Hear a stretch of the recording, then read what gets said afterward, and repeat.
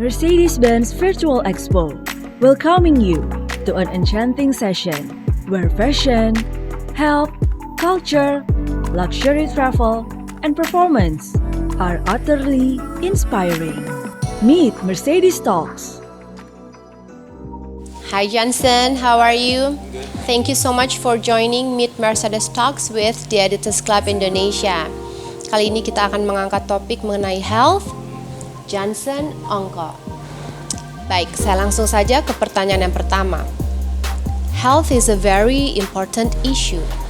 Namun sepertinya terutama untuk generasi saya, it takes quite some time for people to be health conscious. What do you think about it? Well, sebenarnya untuk generasi yang saat ini sangat health conscious. Tapi untuk generasi yang sebelum-sebelumnya, memang health itu adalah suatu isu yang bukan prioritas. Jadi health, kalau kita berbicara health, itu artinya ada yang namanya gaya hidup atau habit. And it's not easy to change habit. Nggak seperti yang langsung berubah habitnya. Jadi itu build up. Nah, karena sudah terbiasa dengan gaya hidup yang kurang baik, sehingga transisi untuk menjadi lebih baik itu memakan waktu dan harus effort.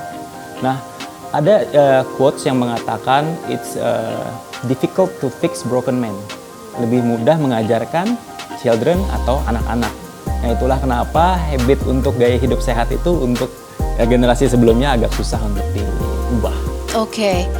Kalau di masa pandemi sekarang, seperti sekarang ya, bagaimana trennya dari kacamata Anda sebagai seorang yang berkecimpung terjun langsung di industri di bidang kebugaran. Jadi health conscious people itu sangat-sangat meningkat kesadarannya untuk masyarakat yang sebelumnya nggak pernah, apalagi kita lihat di sosial media ya, sebelumnya nggak aware dengan kesehatan, tiba-tiba posting tentang olahraga. Kemudian seperti yang kita lihat di masyarakat, penjualan sepeda itu juga meningkat. Jadi awareness-nya untuk hidup lebih sehat itu bahwa bugar atau sehat itu menjadi suatu keharusan, apalagi di saat seperti pandemi seperti ini. Kalau untuk protokol kesehatan, misalnya untuk di luar ruangan, saya ingin tahu kayak misalnya lari nggak boleh pakai masker. Betul. Gitu kan? Itu bagaimana sih, sampai di mana batasan-batasan? Well, it depends ya. Penggunaan masker di saat berlari atau berolahraga outdoor itu disarankan apabila Anda berada di kerumunan. Jadi orang banyak dan juga jaraknya berdekatan, sehingga physical distancing itu susah untuk diterapkan. Itu Anda wajib menggunakan masker. Walaupun dalam berlari. Nah, itu dia. Nah, kita berbicara tentang intensitas dan kondisi kesehatan. Nah, kalau kondisi kesehatannya misalnya seseorang sudah memiliki penyakit tertentu, contohnya ada masalah dengan paru-paru, jantung, atau masalah kesehatan lainnya, sangat tidak disarankan berolahraga menggunakan masker dengan intensitas yang tinggi. I see. Intensitas yang tinggi, seperti yang kita ketahui, kita mengeluarkan karbon dioksida kalau misalnya pakai masker itu justru menghambat sirkulasi oksigen untuk tubuh. Nah, itu kenapa berbahaya. So, untuk masyarakat sebaiknya mengetahui intensitas yang tinggi itu tidak boleh dilakukan dengan menggunakan masker. Kalau berjalan kaki, jogging, pokoknya olahraga yang intensitas rendah itu silakan. Itu aman ya, masih aman ya. Naik tangga. Ya, jadi mungkin kalau misalnya mau intensitas tinggi, cari tempat yang benar-benar sepi, lepas masker, and exercise. Ya, oke.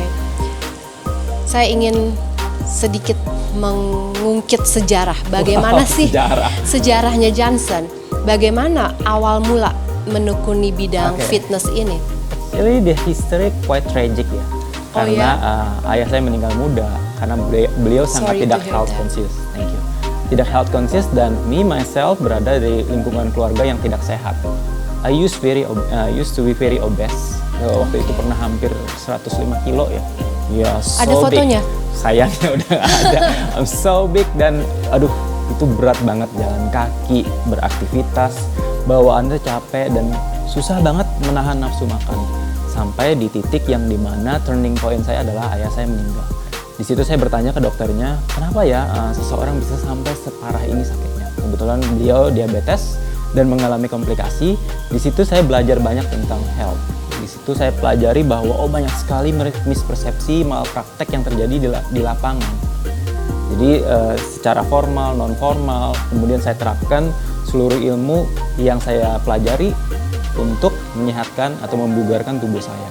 Nah, setelah saya belajar banyak, saya bertanya ke diri, saya sudah punya banyak ilmu, ayah saya sudah meninggal. Kemana saya harus membagikan ilmu ini?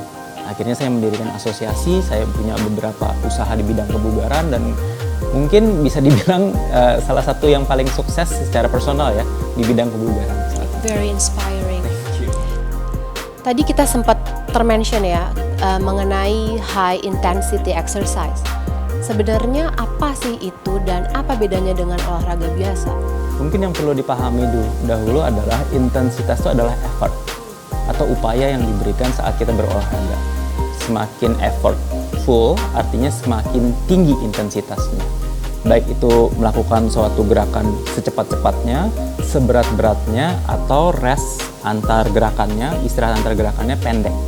Jadi itu intensitas. Nah, untuk olahraga high intensity sendiri memang cukup populer karena banyak sekali di sosial media yang mencontohkan sharing tentang high intensity, tapi untuk pemula sangat-sangat tidak cocok untuk melakukan high intensity interval training atau high intensity training karena dapat berbahaya, risiko cederanya sangat tinggi sekali, dan kalau misalnya memiliki masalah jantung, paru atau kondisi kesehatan lainnya itu justru sangat berbahaya.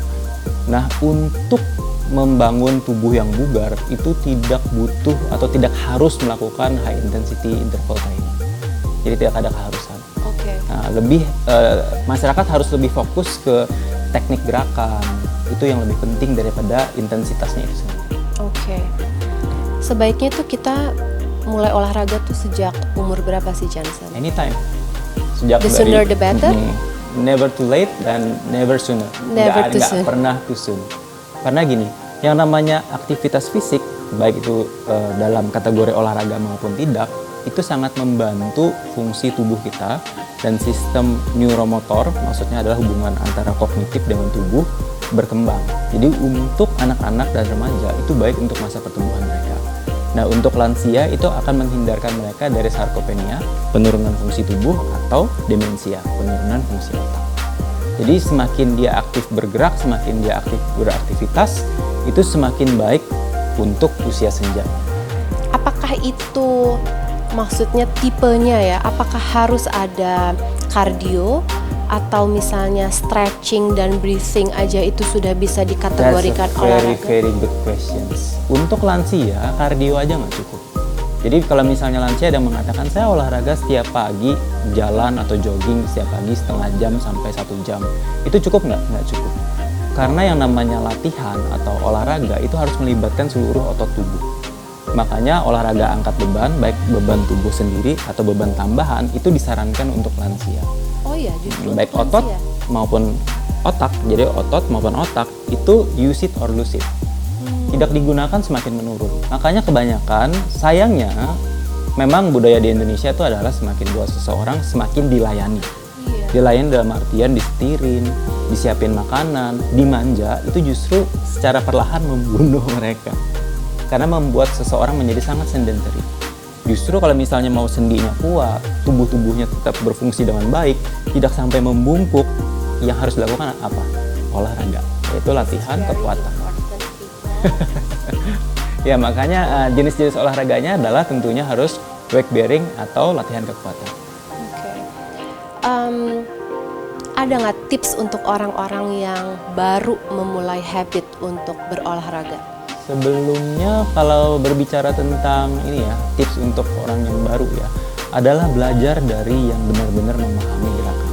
Karena banyak sekali mitos-mitos seperti olahraga angkat beban tidak cocok untuk anak-anak, bikin pendek, kemudian lansia berbahaya karena persendiannya bakal sakit, itu adalah mitos. Oke. Semua jenis olahraga akan berbahaya kalau caranya salah.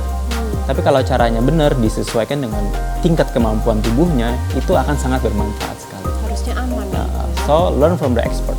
Jangan belajar otodidak, apalagi kalau misalnya sudah punya masalah persendian. Pada umumnya kesalahan orang dalam berolahraga itu apa sih? Apakah motivasinya yang kurang atau teknisnya atau apa pada umumnya? Kalau berbicara motivasi, itu belum tentu harus menunggu motivasi dulu untuk berolahraga. Yang paling sering salah itu adalah ambisius di awalnya.